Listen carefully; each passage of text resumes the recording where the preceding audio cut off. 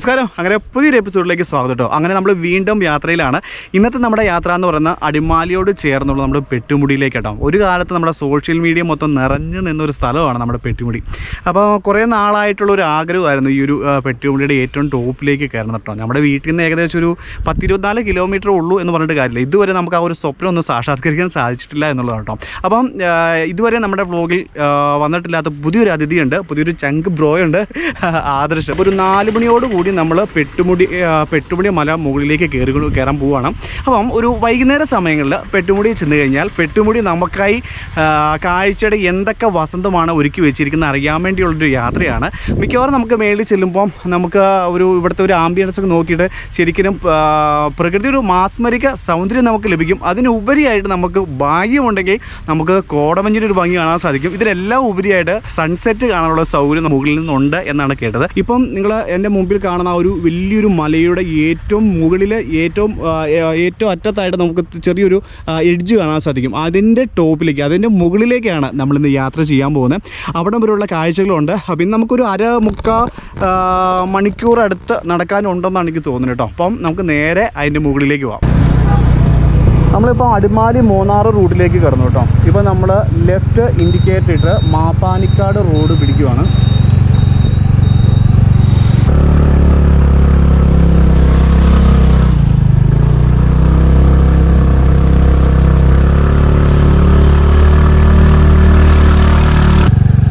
പെട്ടുമുടി എങ്ങനെയാ പോണേ? വണ്ടി കയറി പോവോ? എന്തോരം നടക്കാനുണ്ടാവും? 3/4 കിലോമീറ്റർ ഉണ്ടല്ലേ?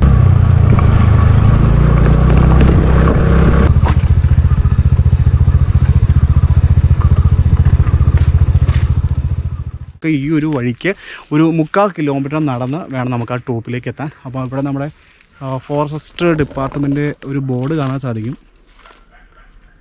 ഒരു സൈഡിൽ കാട്, മറു സൈഡിൽ ഏലം കൃഷി. കൊള്ളാം. രാവിലെ ഒരുപാട് ആളുകൾ വരുന്നുണ്ടെന്നാണ് പറയുന്നത് കേട്ടോ. വൈകുന്നേരം ഒത്തിരി പേരൊന്നും കയറി പോയിട്ടില്ല. ചെന്ന് നോക്കാം. ചിലപ്പോൾ വൈകുന്നേരം ആകുമ്പോഴത്തേക്ക് ചിലപ്പോൾ ആളുകൾ കയറി വരുമായിരിക്കും കേട്ടോ. അപ്പോൾ ഇതാണ് വഴി.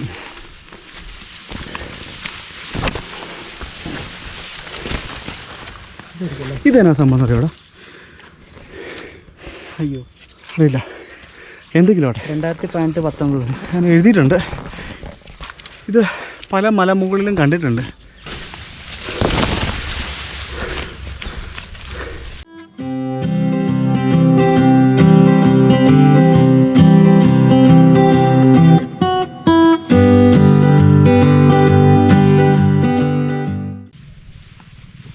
രണ്ട് സൈഡിലും തെരുവക്കാടുകൾ. നമ്മൾ തെരുവക്കാടിനെയൊക്കെ വകഞ്ഞു മാറ്റി നമ്മൾ യാത്ര തുടരുകയാണ്.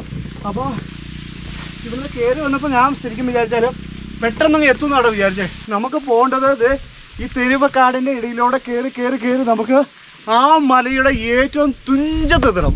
ഓക്കെ,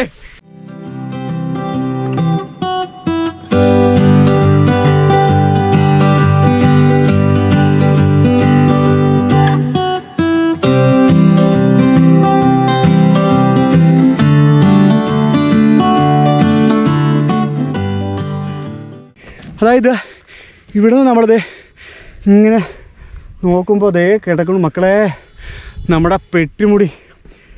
ഇനിയുണ്ട്. ഇതിലേക്കടെ നടന്ന് എപ്പോൾ എത്തുമോ ആവോ.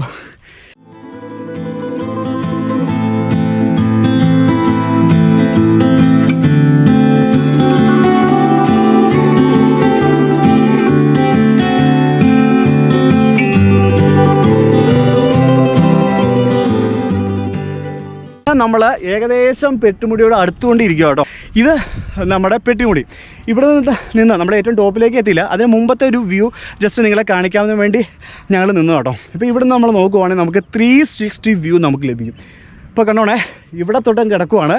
ഇവിടുന്ന് കറങ്ങി നോക്കുക. ഫുള്ളും മലനിരകളുടെ മാസ്മരികമായ ഒരു സൗന്ദര്യം നമുക്ക് കാണാൻ സാധിക്കുന്നത് കേട്ടോ. പിന്നെ ഇവിടുന്ന് കറങ്ങി ദേ വീണ്ടും ഇവിടെ വന്നാണ് അവസാനിക്കുന്നത്. അതായത് 360 വ്യൂ നമുക്ക് പെട്ടുമുടിയുടെ ഏറ്റവും ടോപ്പിലേക്ക് ചെല്ലുന്നതിന് മുമ്പായിട്ട് നമുക്ക് ഉണ്ട് എന്നുള്ളതാണ്. ഇതെന്താ സംഭവം എന്ന് പറഞ്ഞാൽ, ഈ സർക്കാരിന്റെ സ്ഥലങ്ങൾ നേരത്തെ മുതലൊക്കെ എല്ലാവരും വനഭൂമികൾ ആൾക്കാർ കൈയേറുമല്ലോ. കൈയേറി കഴിയുമ്പോഴത്തേന് സർക്കാരിന്റെ ഭൂമിയായിട്ട് എന്ന തെളിവിന് വേണ്ടിയിട്ട് സർക്കാർ കിട്ടുന്ന ജണ്ട എന്ന് പറയുന്നത്. ജണ്ട എന്ന് പറയുന്നത് ഇതിൽ കയറാൻ പറ്റില്ല. സർക്കാരിന് ഇതിന്റെ അപ്പുറത്തേക്കുള്ള ഇത് മാത്രം. ഇതിന്റെ അപ്പുറത്തേക്ക് പിന്നെ ഈ മതികെട്ടാൻ ഭൂമിയൊക്കെ പിടിച്ചെടുത്ത് സർക്കാർ ജണ്ട കെട്ടി കണ്ടിട്ടില്ലേ? അതാ സംഭവം. ഫോറസ്റ്റ് ഏരിയ ആയിട്ട് തിരിച്ചേക്കുന്നതാണ്. അപ്പൊ ഇത് അത് ഇതായിട്ടുള്ള ഇത് ഇങ്ങോട്ടാണ് നേരെ തിരിച്ച് ഇങ്ങോട്ടാണ് ഇങ്ങനെ ഇത് കിടക്കാം. അപ്പൊ ഇത് ഫോറസ്റ്റ് ഏരിയ അല്ല, ഇത് മറ്റേ ഇതായിട്ടുള്ളത്. താഴെ മൊത്തം കൃഷിഭൂമിയാണ്, ജനവാസ കേന്ദ്രങ്ങൾ. ഇതിന് താഴോട്ട് ഈ പുൽത്തകട് ഈ മല താഴത്തോടെ ഇങ്ങനെ തന്നെ ജണ്ട് പോകുന്നുണ്ട്, വേറെ പോകുന്നുണ്ട്. ഉണ്ടല്ലോ. ബാക്കി ഫോറസ്റ്റിന്റെ ഏരിയ ആണല്ലേ. നൗഷാദ് അല്ലേ? ഓക്കെ. അപ്പം അല്പം നേരത്തെ വിശ്രമത്തിന് ശേഷം ഞങ്ങൾ വീണ്ടും യാത്ര തിരിക്കുകയാണ്.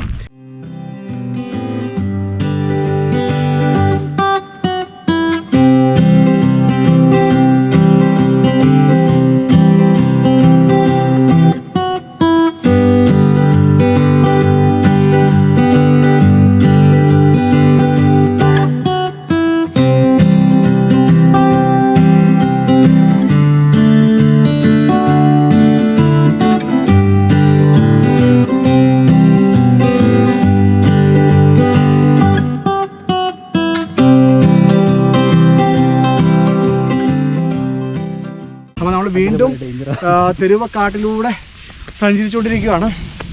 ഓക്കെ, ഹമ്പു നല്ലപോലെ മടുത്തു കേട്ടോ. ഏതാനും നിമിഷങ്ങൾക്കകം നമ്മൾ പെട്ടുമുടി ടോപ്പിൽ എത്തുന്നതായിരിക്കും. ഇവിടെ കൂടുതലായും ടൂറിസ്റ്റുകൾ വരുന്ന രാവിലെയാണെന്ന് പറഞ്ഞു കേട്ടോ. രാവിലെ ഒരു 6-7 മണി സമയത്താണ് ഇവിടെ ടൂറിസ്റ്റുകൾ കൂടുതലായിട്ടും വരുന്നത്. അതായത് എന്നാ കോടമഞ്ഞിൻ്റെ ഒരു ഭംഗി ശരിക്കും ആസ്വദിക്കുന്നത് ശരിക്കും രാവിലെ വരണമെന്നാണ് പറയുന്നത്. ഓക്കെ, അപ്പോൾ നമുക്ക് ഇന്ന് പ്രകൃതി ഭംഗിയും കോടമഞ്ഞിൻ്റെ കാഴ്ചയും സൺസെറ്റും എല്ലാം കവർ ചെയ്യാം എന്ന ഉദ്ദേശത്തിലാണ് നമ്മൾ ഇറങ്ങി തിരിച്ചത്. പക്ഷേ കോടമഞ്ഞ് കിട്ടുമോ എന്ന സംശയമുണ്ട്. എന്നാലും നമുക്ക് മാക്സിമം നോക്കാം. അങ്ങനെ നമ്മൾ 3/4 മണിക്കൂറോളം നടന്ന് നമ്മൾ പെട്ടുമുടി അങ്ങനെ കീഴടക്കിയിട്ടോ. നമ്മൾ ഓരോ ചുവട് നമ്മൾ മുമ്പോട്ട് വെക്കും തോറും നമ്മുടെ വിചാരത ഇപ്പം ഇങ്ങെത്തുന്നു എവിടെ എത്താനാ. ഇപ്പോൾ സമയം 4:30 ഇപ്പം ഇവിടെ കയറി വന്നിട്ട് ശരിക്കും മടുത്ത് ഊപ്പാടിളകിട്ടോ. അതുകൊണ്ട് നമ്മൾ ഒരു 2 മണിക്കൂറോളം നമ്മളിവിടെ മാക്സിമം സ്പെൻഡ് ചെയ്ത് നമ്മുടെ സൂര്യാസ്തമയെല്ലാം കണ്ട് അതിന് ശേഷമേ നമ്മൾ തിരിച്ചു മടങ്ങുന്നുള്ളൂ. ഓക്കെ, അപ്പോൾ നമുക്ക് ഇവിടുത്തെ ഒരു വിഷ്വൽ എന്ന് പറഞ്ഞാൽ ഫുള്ള് വ്യൂ ആണ്. എവിടെ നോക്കിയാലും വ്യൂ ആണ്. അതായത് ഇവിടെ നോക്കിക്കഴിഞ്ഞാൽ അതെ കറങ്ങി വ്യൂ ആണ്. ഫുള്ള് റൗണ്ട് ചെയ്ത് നമ്മുടെ ഈ നിൽപ്പിൽ നിന്ന് നമ്മളിങ്ങനെ കറങ്ങി കഴിഞ്ഞാൽ നമുക്ക് ചുറ്റിനും മലനിരകളുടെ ഒരു കിടുക്കം വ്യൂ നമുക്ക് ആസ്വദിക്കാൻ സാധിക്കും കേട്ടോ.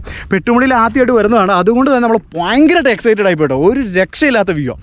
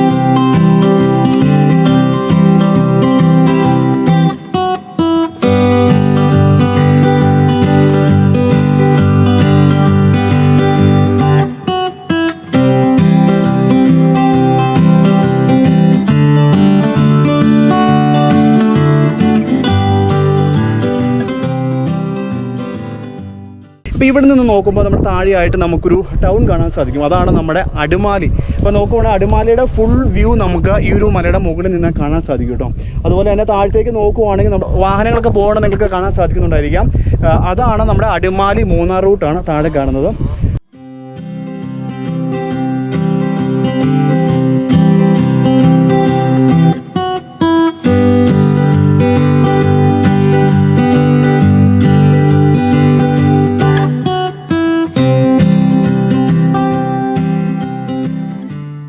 നമ്മുടെ കയറി വന്നു കഴിഞ്ഞപ്പോൾ ഞാനും ഇവനും മാത്രമേ ഉണ്ടായിരുന്നുള്ളൂ. ഇപ്പം നോക്കുമ്പോൾ നോക്ക് ഗെയ്സ് ദേ മേള് ഫുള്ള് ആളായി. അതേപോലെ തന്നെ താഴത്തേക്ക് അവിടെ ആളുണ്ട്. നിറഞ്ഞു കേട്ടോ. ഇപ്പോഴും ആൾക്കാരെ കയറി വന്നുകൊണ്ടിരിക്കുകയാണ്.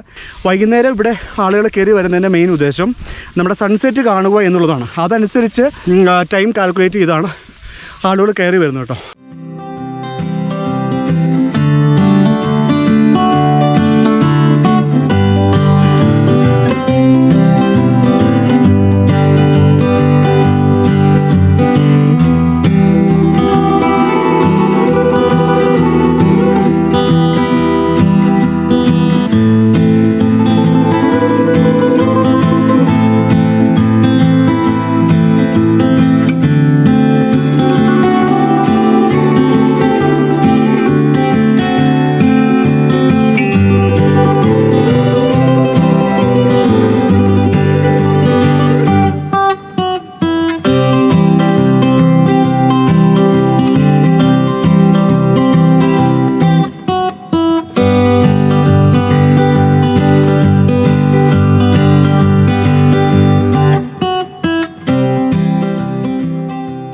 പെട്ടുമുടിയിലെ കാഴ്ചകളും വിശേഷങ്ങളും എല്ലാം നമ്മൾ ഇവിടെ അവസാനിപ്പിക്കുകയാണ്. ഇതുപോലെയുള്ള പുതുപുത്തൻ കാഴ്ചകളും പുതുപുത്തൻ വിശേഷങ്ങളുമായിട്ട് നമുക്ക് അടുത്തൊരു എപ്പിസോഡ് കാണാം. Okay, bye, Tata.